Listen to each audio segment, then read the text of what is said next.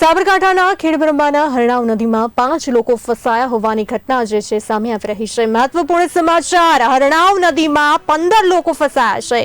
તેરોલ અને કેરોલ ગામ પાસે ફસાયા છે। આ લોકો એનડીઆરએફની ટીમ રેસ્ક્યુ માટે રવાના થઈ ગઈ છે। ખેતમજૂરી કરતા એક વેપારીના 7 લોકો છે। આમાં સાબરકાંઠાના ખેડબ્રહ્મામાં હરણાવ નદીમાં 15 જેટલા લોકો જે છે ફસાયા હોવાની ઘટના સામે આવી રહી છે।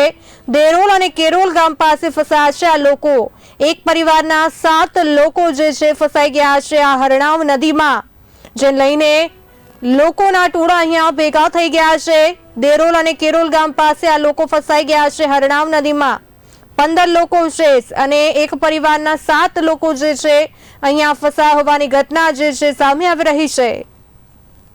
ભારે વરસાદને પગલે જે છે નદી નાળા છલકાઈ ગયા છે। ડેમ જે છે ઓવરફ્લો થયો છે। આ વચ્ચે હરણાવ નદીમાં જે છે 15 લોકો ફસાયા હોવાની ઘટના સામે આવી રહી છે।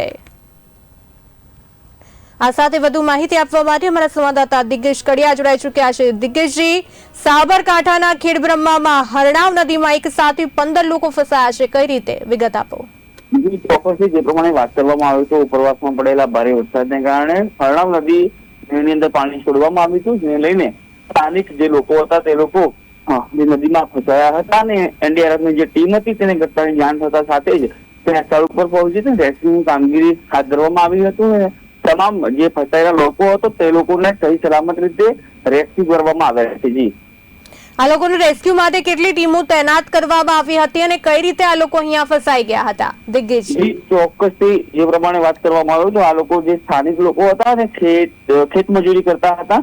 આ લોકો લાકડા અને ઘાસચારો લેવા માટે ખાસ કરીને નદીના કિનારા ઉપર પહોંચ્યા હતા અને એનડીઆરએફની જે જિલ્લા વહીવટીતંત્રને ફાળવેલી જે ટીમ છે તેને જાણ થતાની સાથે જ તમામ લોકો હતા તે લોકોને સહી સલામત રીતે રેસ્ક્યુ પાર પાડવામાં આવ્યું હતું। જી, રેસ્ક્યુ બાદ આ લોકો જે છે 15 લોકો છે તે લોકોની હાલત હાલ કેવી છે? જી, ચોક્કસથી જે પ્રમાણે વાત કરવામાં આવી તો જે નદીમાં જે પૂર આવ્યું અને જે ફસાયેલા લોકો હતા તે લોકોને રેસ્ક્યુ કરવામાં આવ્યા, ત્યારબાદ જે પરિસ્થિતિ હતી તે સ્થિર પરિસ્થિતિ હતી। એટલે કે કહી શકાય કે જે એનડીઆરએફની ટીમ હતી તે લોકોએ જે તાત્કાલિક રેસ્ક્યુની કામગીરી હાથ ધરવામાં આવી હતી, જેના કારણે કોઈ મોટી જાનમાલને નુકસાન થયું નથી। દિગ્ગજજી, સાબરકાંઠાના બીજા કયા આવા વિસ્તારો જે છે ભારે વરસાદને લઈને આવી અસરગ્રસ્ત થયા છે, લોકોના ઘરો સુધી પાણી આવી ગયા છે, કયા વિસ્તારો છે બીજા? ચોક્કસથી વાત કરવામાં જે હરણાવ નદીમાં પાણી છોડવામાં આવ્યું છે તેને લઈને ખાસ કરીને ક્યાંક નીચાણવાળા વિસ્તારોમાં પાણી ભરાઈ ગયા છે। બીજી તરફ ઉત્તર ગુજરાતની જીવાદોરી સમાન ગણાતા ધરોઈ જે ડેમ છે તેમાંથી પાણી છોડવામાં આવતા ખાસ કરીને નીચાણવાળા વિસ્તારો જે છે તેની અંદર પાણી ભરાયા છે। તો બીજી તરફ જે સાબરમતી નદી પાસેનું જે સપ્તેશ્વર મહાદેવ મંદિર છે તે પણ શિવલિંગ છે તે પાણીમાં ગરકાવ થઈ ગયું છે। જી, પાણી છોડવામાં આવ્યું છે ધરોઈ ડેમમાં, સાથે હરણાવ નદીમાં પણ જે નવા નીરની આવક થઈ છે, તો આ વચ્ચે તંત્ર દ્વારા લોકો માટે કેવા પ્રકારના પગલાં લેવામાં આવ્યા છે? વહીવટી તંત્ર દ્વારા ચોક્કસપણે કહી શકાય કે લોકોએ નદી કિનારા ઉપર ન જવા માટે સૂચના આપી દેવામાં આવી છે, તેમજ જે ડીપ બ્રિજ છે ત્યાં આગળ પોલીસ પોઈન્ટ મૂકી દેવામાં આવે છે અને સંભવિત વિસ્તાર છે ત્યાં આગળ પોલીસ દ્વારા ચુસ્ત બંદોબસ્ત ગોઠવી દેવામાં આવ્યો છે। વારંવાર વહીવટી તંત્ર દ્વારા લોકોને અપીલ કરવામાં આવી રહી છે કે જે નદી કિનારા છે ત્યાં આગળ ન જાય તે માટે ખાસ કરીને વહીવટી તંત્ર દ્વારા અપીલ અને સૂચનાના બોર્ડ લગાવી દેવામાં આવ્યા છે। દિગ્ગજજી, હાલ તો આ 15 લોકોને સહી સલામત રીતે બહાર કાઢી લેવામાં આવ્યા છે અને આ લોકોની હાલત પણ હાલ અસ્થિર છે। આવી કોઈ ઘટના પહેલા બની છે કે કેમ?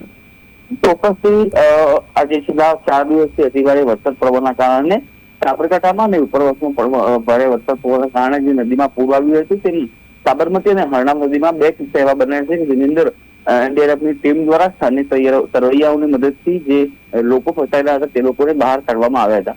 એટલે કે ચોક્કસથી કહી શકાય કે આવી ઘટનામાં એક પણ મોતનો આંકડો જે છે તે સામે આવ્યો નથી।